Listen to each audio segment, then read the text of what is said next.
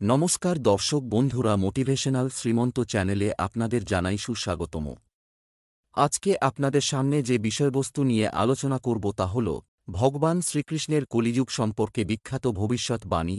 ভগবান শ্রীকৃষ্ণ তিনি কলিযুগ সম্পর্কে কোন বাণী করে গেছেন এবং তা বর্তমানে কতখানি সত্য হচ্ছে এবং কলিযুগের পাপের হাত থেকে রক্ষা পাওয়ার জন্য কোন উপায় এর কথা তিনি বলছেন এবং সর্বোপরি কলিযুগে কবেই বা তিনি আবির্ভূত হবেন।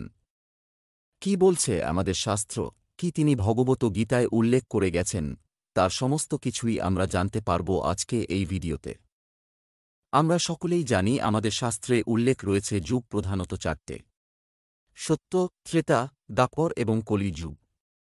দ্বাপর যুগের শেষ ভাগে ভাদ্র মাসের কৃষ্ণপক্ষের অষ্টমী তিথিতে কংসের কারাগারে আবির্ভাব হন ভগবান কৃষ্ণ। তাহার এই পবিত্র তিথিকে জন্মাষ্টমী বলা হয়, একটা আমরা সকলেই জানি। মহাভারতের কুরুক্ষেত্রের সমাপ্তি এবং পাণ্ডবগণ এর প্রস্থানের পর শুরু হয় কলিযুগ। আমাদের শাস্ত্রীয় ধারণা অনুযায়ী এই কলিযুগের পর আবার শুরু হবে সত্যযুগ। এই কলিযুগ সম্পর্কে পাণ্ডবরা ভগবান শ্রীকৃষ্ণকে প্রশ্ন করেছিলেন যে কলিযুগের প্রকৃতি কেমন হবে, কবেই বা শুরু হবে এই কলিযুগ এবং কার হাতেই বা অন্ত হবে এই কলিযুগের।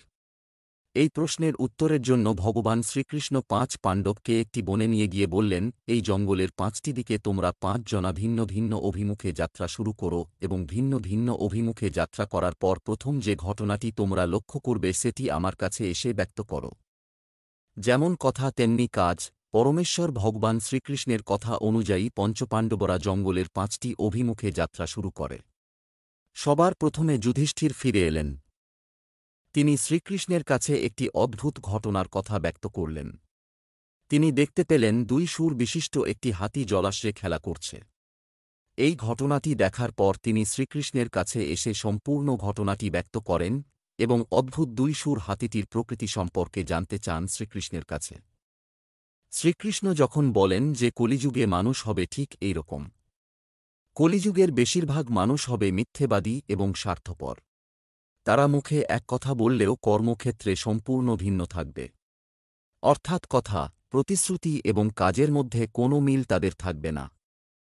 তারপর ভীম ফিরে এসে তার অভিজ্ঞতা ভগবান শ্রীকৃষ্ণকে জানালেন। তিনি বললেন তিনি একটি গরুকে তার বাছুরকে চেটে চেটে আদর করতে দেখেছেন, কিন্তু এত মাত্রায় বাছুরটিকে চাটছে বাছুরটির গায়ের ছাল উঠে রক্তক্ষরণ হচ্ছে। এই প্রশ্নের উত্তরে শ্রীকৃষ্ণ বলেন, কলিযুগে পিতামাতা তাদের সন্তানের প্রতি অন্ধ ভালোবাসা ও স্নেহ তাদের সন্তানের ক্ষতির কারণ হয়ে উঠবে। অন্যদিকে অর্জুন তিনি ফিরে এসে শ্রীকৃষ্ণকে বললেন, একটি শকুনের যার বিশাল আকার ডানায় বেদ লিখিত আছে, কিন্তু শকুনটি নর মাংস ভক্ষণ করছে। অর্জুন পরমেশ্বর শ্রীকৃষ্ণ ভগবানের কাছে এর কারণ জানতে চান। তখন শ্রীকৃষ্ণ বলেন, কলিযুগে ভণ্ড সাধকের পরিমাণ বৃদ্ধি পাবে। অর্থাৎ দেশে যেসব মানুষই জ্ঞানী হিসাবে স্বীকৃত হবে তাদের বেশিরভাগেরই মনোভাব থাকবে ওই শকুনের মতো। ওপরে ধর্মসাধকে মোরা জ্ঞানী মানুষগুলি আদতে নিজেরাই হবে ধর্মভ্রষ্ট। এরপর নকুল ফিরে এসে ভগবান শ্রীকৃষ্ণকে তার অভিজ্ঞতা জানালেন। তিনি শ্রীকৃষ্ণকে বললেন, এক বিশাল আকার পাথরখণ্ড পাহাড় থেকে গড়িয়ে নিচে পড়ছে। কোনো বৃক্ষ তাকে আটকাবার ক্ষমতা রাখছে না। সেই পাথরটি সবকিছু দুমড়ে-মুচড়ে ভয়ঙ্কর গতিতে নিচের দিকে নেমে আসছে। এইভাবে কিছুক্ষণ নামার পর একটি গুল্ম অর্থাৎ ছোট গাছের গোড়ায় এসে পাথরটি থেমে যায় এবং বন্ধ হয়ে যায় তার তাণ্ডবলীলা।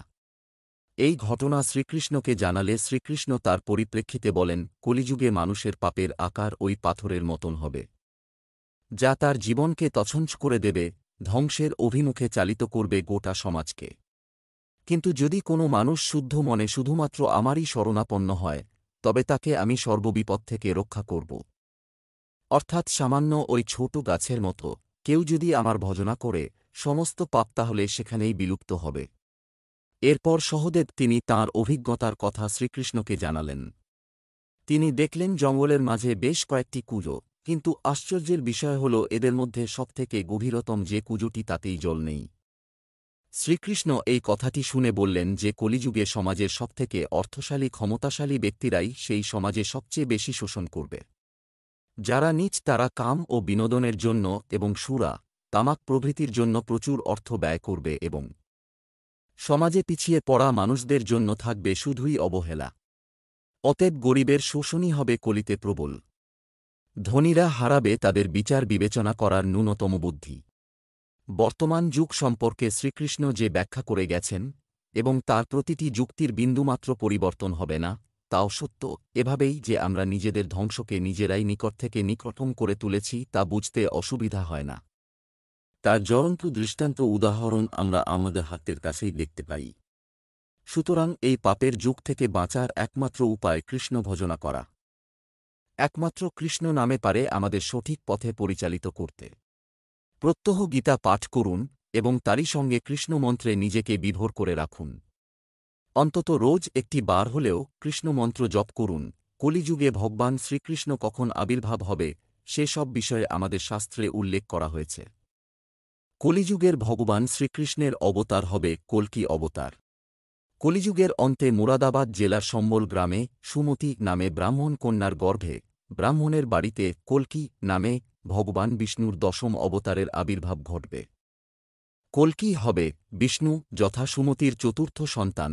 শাস্ত্র অনুযায়ী কলি যুগের সময়কাল এখনও আসেনি, কিন্তু যুক্ত চক্রের সময়কাল নিয়ে জটিল হিসাব করলে দেখা যায় যে প্রতিটি যুগের সময়কাল 12,000 বছর। তাহলে এক একটি যুগ 3,000 বছর স্থায়ী হয়। সেই হিসেব মানলে দেখা যায় 12,676 খ্রিস্টপূর্বাব্দে শুরু হয়েছিল সত্যযুগ, এবং সেই হিসেবের সাথে মহাভারতের সময়কাল মিলালে দেখা যায় কলিযুগের অন্তকাল শুরু হবে 2025 খ্রিস্টাব্দ থেকে। তবে সনাতন বিশ্বাস অনুযায়ী কলি যুগের সময়কাল হবে 4,32,000 বছর। ফলে সেই হিসেব অনুযায়ী কল্কি অবতারের জন্মগ্রহণ করতে এখনও অনেক দেরি। তবে কলিযুগে পাপের হাত থেকে বেঁচে পুণ্য লাভের একমাত্র উপায় হল হরিনাম ও পবিত্র গীতাপাঠ। আশা করি বন্ধুরা ভিডিওটি দেখে আপনাদের ভালো লেগেছে। ভালো লাগলে আপনজনের উদ্দেশ্যে শেয়ার করবেন, চ্যানেলটি সাবস্ক্রাইব করবেন। আজ এখানেই শেষ করছি। ঈশ্বর আপনার মঙ্গল করুক। নমস্কার, ধন্যবাদ।